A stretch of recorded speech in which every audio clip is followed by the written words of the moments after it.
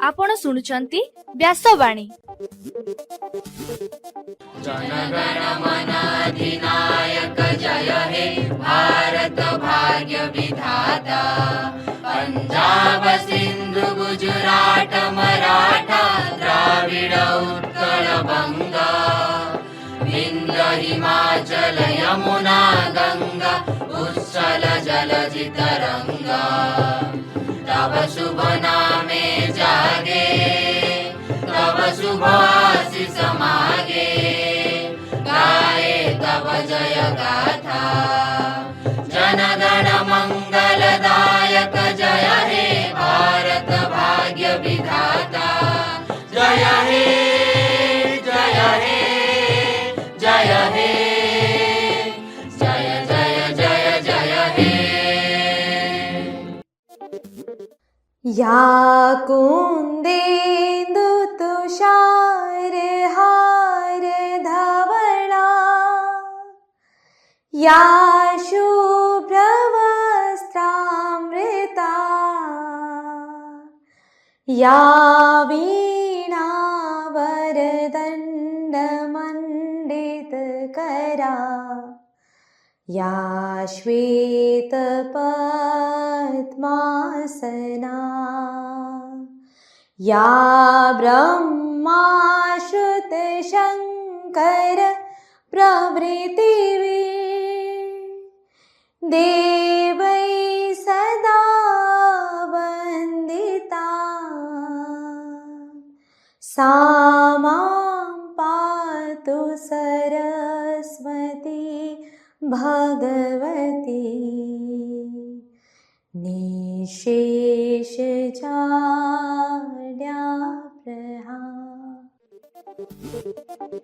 नमस्कार, व्यासवाणीर खबर सहित मु अनन्या। प्रथमे मुख्य खबर। फकीरमोहन विश्वविद्यालय रे विश्व उद्यमिता दिवस पालित।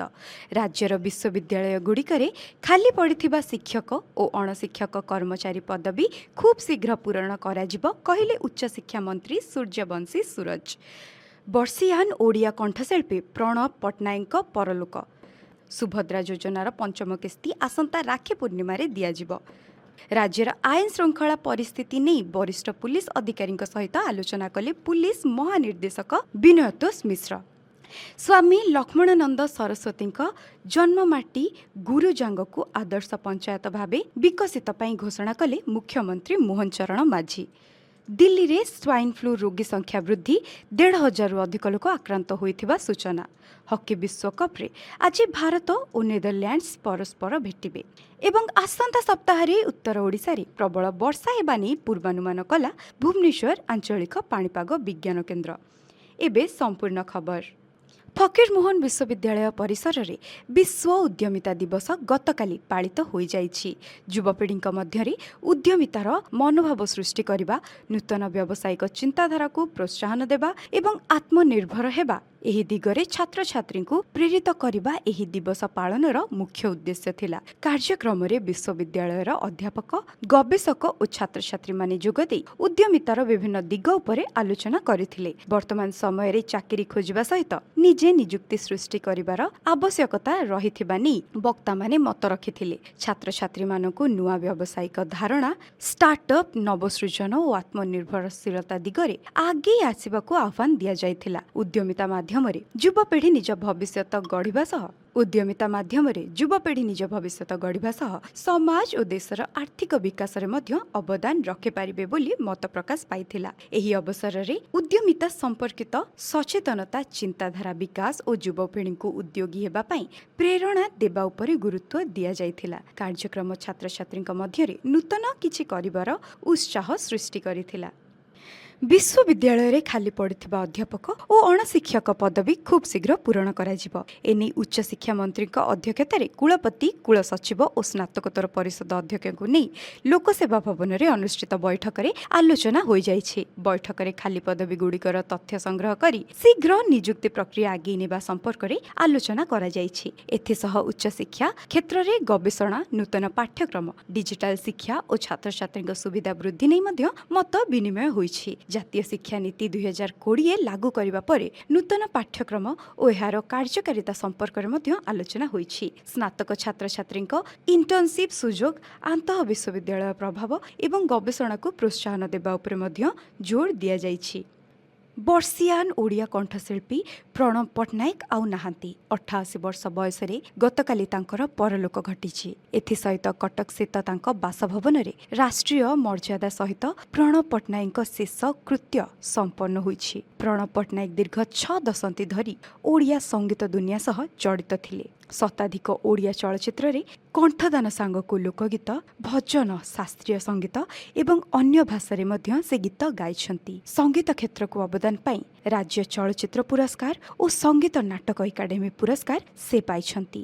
ଓଡ଼ିଆ ଚଳଚ୍ଚିତ୍ର ଜଗତର ଶ୍ରେଷ୍ଠ ସମ୍ମାନ ଭାବେ ପରିଚିତ ଜୟଦେବ ପୁରସ୍କାରରେ ତାଙ୍କୁ 2016 ମସିହାରେ ସମ୍ମାନିତ କରାଯାଇଥିଲା। ପ୍ରଣବ ପଟ୍ଟନାୟକ ନିଜ ଜୀବନ ମଧ୍ୟରେ 300ରୁ ଅଧିକ ଗୀତ ଗାଇ ଓଡ଼ିଆ ସଙ୍ଗୀତ କ୍ଷେତ୍ରରେ ଏକ ସ୍ୱତନ୍ତ୍ର ସ୍ଥାନ ଛାଡ଼ି ଯାଇଛନ୍ତି।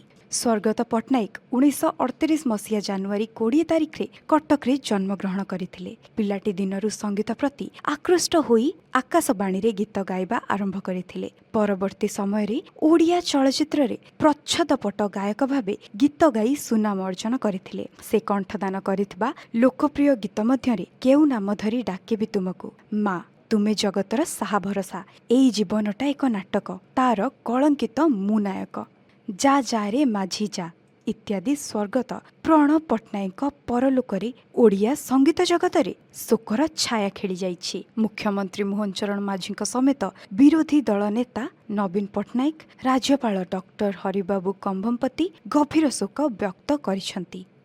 ଆସନ୍ତା ରାକ୍ଷୀ ପୂର୍ଣ୍ଣିମା ଅବସରରେ ସୁଭଦ୍ରା ଯୋଜନାର 5ମ କିସ୍ତି ହିତାଧିକାରୀଙ୍କୁ ଦିଆଯିବ। ନୟାଗଡ଼ରେ ଆୟୋଜିତ ଏକ ସ୍ୱତନ୍ତ୍ର କାର୍ଯ୍ୟକ୍ରମରେ ଯୋଗଦେଇ ଉପମୁଖ୍ୟମନ୍ତ୍ରୀ ପ୍ରଭାତୀ ପରିଡ଼ା ଏହା କହିଛନ୍ତି।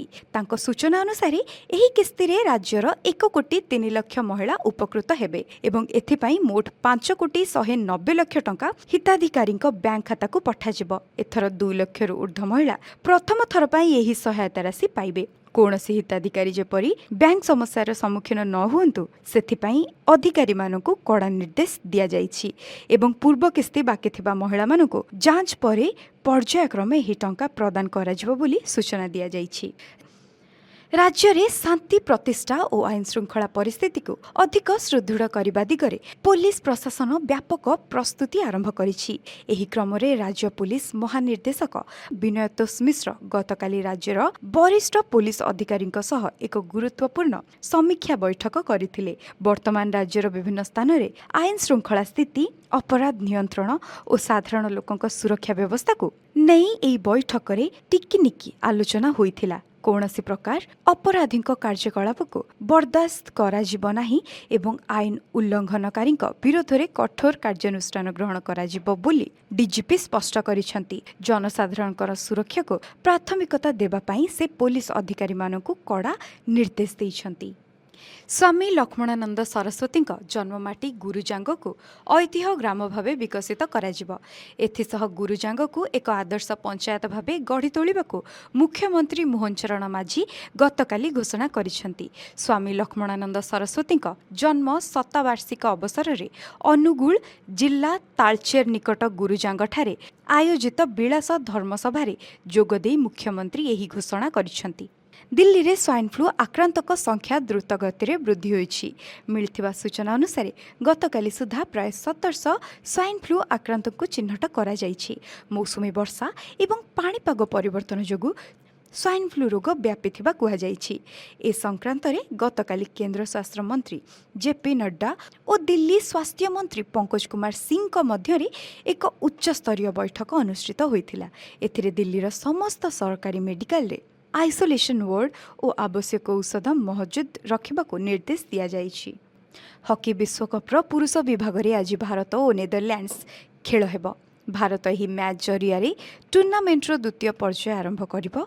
ଭାରତୀୟ ଦଳ ଗ୍ରୁପ୍ ପର୍ଯ୍ୟାୟରେ ପାକିସ୍ତାନକୁ 5-3 ଓ ୱେଲ୍ସକୁ 3-1ରେ ହରାଇଥିବା ବେଳେ ଇଂଲଣ୍ଡଠାରୁ 2-4ରେ ପରାସ୍ତ ହୋଇ ଦ୍ୱିତୀୟ ସ୍ଥାନରେ ରହିଥିଲା। ଆଜିର ମୁକାବିଲାରେ ଭାରତ ବିଶ୍ୱର ଶକ୍ତିଶାଳୀ ନେଦରଲ୍ୟାଣ୍ଡସ୍ ଦଳ ସହିତ ଖେଳିବ। ମ୍ୟାଚ୍ଟି ଭାରତୀୟ ସମୟ ସନ୍ଧ୍ୟା 7:30ରେ ଆରମ୍ଭ ହେବ। ଏବେ ଆସନ୍ତୁ ଶୁଣିବା ଆଜିର पाणीपाग खबर आसंता सप्ताहरे उत्तर ओडिशारे प्रबल वर्षा हेबा नि भुवनेश्वर आंचलिक पाणीपाग विज्ञान केन्द्र पूर्वानुमान करिछि। आसंता 48 घंटा मध्यरे मियामार उपरे थिबा घूर्णिबलय और बांग्लादेश निकटरे थिबा घूर्णिबलय मिसी लघुचापरे परिणत होई पारे। आसंता 23 तारिख बेलकु केन्दुझर और मयूरभंज जिल्लारे प्रबलरू अति प्रबल वर्षा होई पारे। उपकूलवर्ती जिल्लागुड़िकरे 30 रु 40 किलोमीटर बेगरे पवन बहिबा सह बिजुली घड़घड़ी हेबार संभावना रहिछि। एबे आसंतु शुणिबा आजिर स्वास्थ्यवाणी। ठीक समय रे खाद्य न खाइबा एवं अनियमितता जीवनशैली जोगु आजिकाली अनेक लोक विभिन्न प्रकार पेट रोगरे आक्रांत हेउछंती। विशेषकर पेट फांपिबा, ग्यास हेबा, खटालिया हाकुटी, छाती जलिबा, पेट व्यथा किंबा पेट जंत्रणा भली समस्या रे पड़ुछंती। बेले बेले एथि जोगु तरल झाड़ारे केही केही आक्रांत होइथांती। स्वास्थ्य विशेषज्ञଙ୍କ मतरे एही सबु पेट रोगर मुख्य कारण हेउछि अत्यधिक तेल मसला युक्त खाद्य, भोक न लागिबा, पूर्वरु किंबा बहुत डेरी रे खाइबा, भोक न हेबा, पूर्वरु किंबा बहुत डेरी रे खाइबा, राति रे खाद्य खाइ सारी चटापट सोई जिबा, रास्ता कड़े बिक्री होउथबा खाद्य किंबा अधिक मात्रा रे फास्ट फूड खाइबा इत्यादि एगुड़िक पेट समस्यार मुख्य कारण होइथाय। यह व्यतीत मानसिक चिंता, अरुचि, गरिष्ठ खाद्य खाइबा तथा राति रे ठीक भाव न शोइबा द्वारा मध्य पेट रोग बाहरी थाए। किछि लोकंक क्षेत्र में पाचन शक्ति दुर्बल थिबारु साधारण खाद्य मध्य सहजरे हजम हुएनि। यह मध्य पेट रोगर कारण होई पारे। किछि सहज घरोई उपचार माध्यम रे निजको पेट रोग ठारू दूरेई रखि परिबे। एथिपाई प्रतिदिन सकाळे बिछणारू उठिबा परे हालुका उषुम पानी पियंतु। एहा द्वारा पाचन शक्ति बढ़े एवं पेट सफा रहे। प्रतिदिन दही खाआंतु। यह पेट पाई भल एवं खाद्य हजम रे साहाय्य करे। कदली, अमृतभंडा भली फल खाइबा द्वारा खाद्य हजम भल हुए। सेहीपरि अदा, गुड़ मिश्रित पानी पीले पेट हालुका रहे। प्रतिदिन अति कम रे 8 ग्लास पानी पीबा अभ्यास करंतु। एहा द्वारा पेट रोग समस्या कमे। तेबे दीर्घ दिन धरी पेट समस्या रहिथिले डेरी न करी डाक्तरंक सहित परामर्श करंतु। आजिर खबर को एठी रखुछु। नमस्कार।